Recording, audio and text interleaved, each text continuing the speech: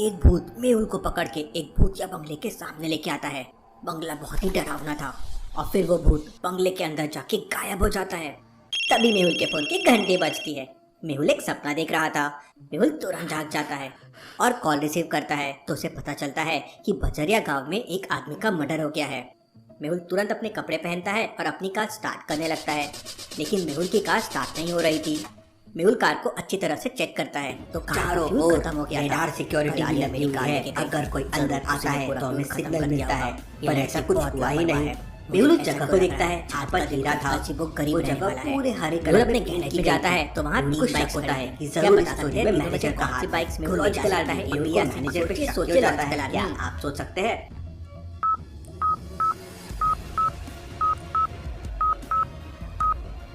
Bike ये तो manager की रही है, भी वही हरा कलर लगा हुआ है जो चोरी हुए हीरे के पुरानी सी जो बाइक सी दिख रही है। सच बताओ को वही लेके जाना पड़ेगा।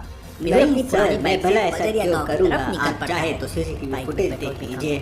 मैं चोरी होने के बाद जरूर उस हॉल में गया था। जो जंगल दिख रहा था वो वैसा ही था जैसे मेरे को मैनेजर दिखाता कह रहा था। सब क्या हो रहा है आज? हाँ, उस हॉल में गया था जहाँ ये कलर उसकी शर्ट पे लग गया था। दोनों रास्ते बजरिया के अलावा मेरे को वहाँ कुछ नहीं। पहला रास्ता और सीसीटीवी कैमरे में फुटेज मिसिंग भी नहीं थी। पहले हीरा था और अगले सेकंड हीरा गायब हो गया। कुछ समझ नहीं आ रहा था लॉजिकल कैसे हो गई। तभी मेरे को एक और कॉल आता है। सोचिए इसी प्रकार की चोरी डायमंड पैलेस में भी हुई है। मेहुल तुरंत अपनी गाड़ी से डायमंड पैलेस पहुंच जाता है, पर वहाँ उसे अंदर जाने के लिए मैथ की एक छोटी सी सिटी रास्ता लेना होगा। मेहुल की बाइक में ऑलरेडी पेट्रोल कम है। 1 से 100 अगर जंगल वाले रास्ते से गया तो मेहुल 1 कितने बार आता है? मेहुल सिटी से बाइक में पेट्रोल भरा करवा के बजरिया गाँव बहुत बार आ गया तो 3 बार। इस समय लगभग पूरी बजरिया बंद पड़ी थी। ऐसे 3 ठेले वाले मेहुल को कितने बार आता है? तीनों ठेले वालों को देखकर मेहुल को एक आदमी पर डाउट होता है। सर कमेंट करके बताइए आदमी, क्या आप तीनों को देख के बता सकते हैं मेहुल को किस पे डाउट आया होगा और क्यों आया होगा? सोचिए। मेहुल बहुत ही इंटेलिजेंट जासूस है। वह तुरंत 21 टाइप कर देता है और डायमंड पैलेस के अंदर पहुंच जाता है। लॉजिकल आदमी, अगर आपका जवाब 21 नहीं है तो पॉज करके अच्छे से सोचिए। पहला आदमी तो केले और आम बेच रहा है, दूसरा आदमी लौकी बेच रहा है सुबह से लेकर, लेकिन तीसरे आदमी के ठेले में कढ़ाई रखी हुई है और सिर्फ आलू रखे हुए हैं। अब वो सिर्फ आलू और कढ़ाई लेके क्या कर रहा है? हीरा था। उसके पास जाता है, वो मेहुल को देख के घबरा जाता है और वहाँ से अपना ठेला लेके भागने लगता है। मेहुल उसका पीछा करता है, उसे किक मार के जमीन पे गिरा देता है। इसके बाद मेहुल एक आलू भी नीचे गिरता है डायमंड के और वो फूट जाता है और उसमें से व्हाइट पाउडर बाहर निकलता है। स्वर्ण प्रभा डायमंड नाम का एक और पैलेस शहर में तो ड्रग्स है। बाकी 2 पैलेस में तुरंत उस आ चुकी है, पकड़ लेता है। स्वर्ण प्रभा पैलेस पहुंच जाता है और सीधा जाके मैनेजर से मिलता है और मैनेजर से कहता है, रोज यहाँ आलू के अंदर रख के ड्रग्स बेचता हूँ।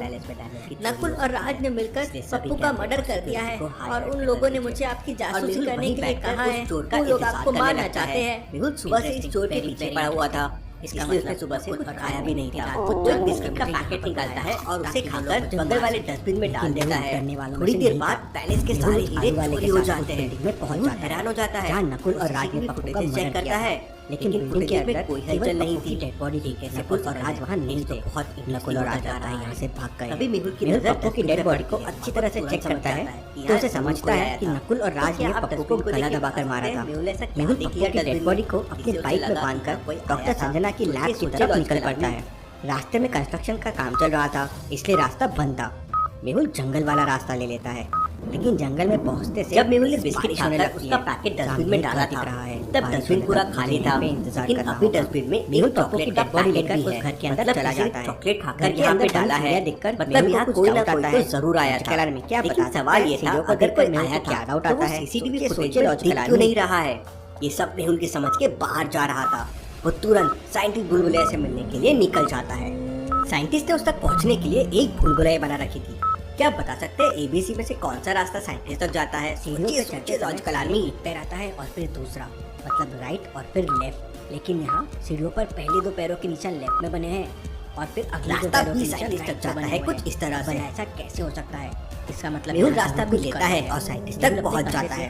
मेहुल साइंटिस्ट को उस चोर के बारे में बताता है जो सीसीटीवी में दिख नहीं रहा था और चोरियां कर रहा था। तो साइंटिस्ट कहता है, इस दुनिया में भूत प्रेत जैसी कोई चीज नहीं होती और इस तरह की घटना केवल टाइम मशीन से ही संभव है।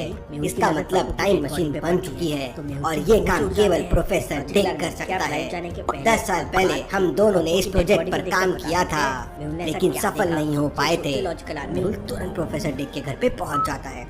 प्रोफेसर डेक का घर शहर से दूर एक जंगल में था और उन्हें अकेले रहना बहुत पसंद था। मेहुल उनके घर के सामने पहुंच जाता है। अंदर प्रोफेसर कुछ रिसर्च कर रहे थे।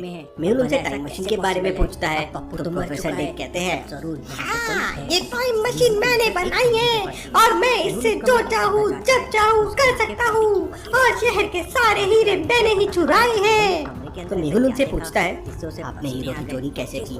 मैं स्वर्ण प्रभा पैलेस में खुद था और वहाँ से आप हीरे लेकर निकल गए और मुझे पता भी नहीं चला।